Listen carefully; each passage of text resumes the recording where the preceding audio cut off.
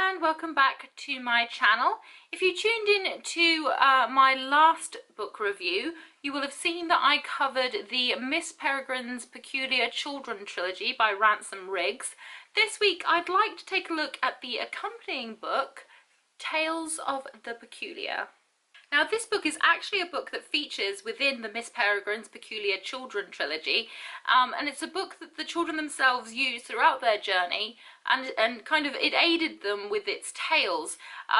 So when I found out that there was a copy of this, I mentioned to a friend that I wanted it, and bless her, she went and she got this for me for my birthday. It's even a signed copy, which makes me super duper happy. So I had a read of this. It's very short, it's very small, so this is going to be a short review.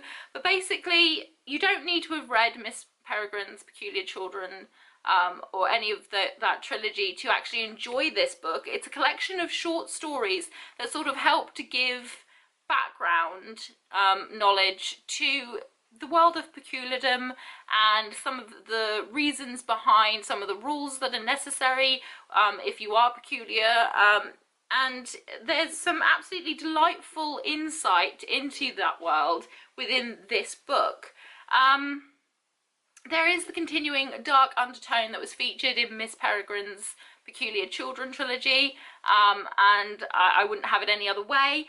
It's very beautiful. It reminds me a lot, actually, of Tim Burton's The Melancholy Death of Oyster Boy and Other Stories. That's what it's called. And it reminds me very much of that. If you haven't seen that or read that, read that. It's very fun. It's a collection of short stories and poems written by Tim Burton that are very melancholy and very sad, but I love them. This reminds me a lot like that, because there's not many happy endings to the tales within this, but they are sort of, you know,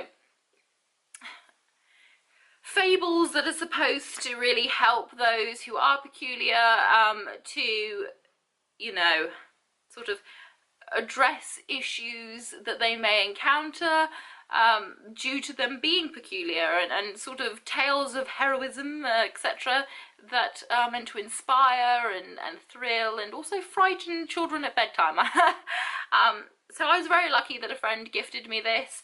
I absolutely adored it. You know, I think my favourite tale out of this one has to be, it's about a princess who has reptilian features, but you'll have to read the book to find out more about her and her story, but she was my favourite. She was definitely someone who I thought, I would want you to be my friend. That tale is definitely one of my favourite ones from it, but I would definitely award Tales of the Peculiar a 10 out of 10. They are fantastic short stories. They are a little bit melancholy, they're a little bit somber. However, I do love that.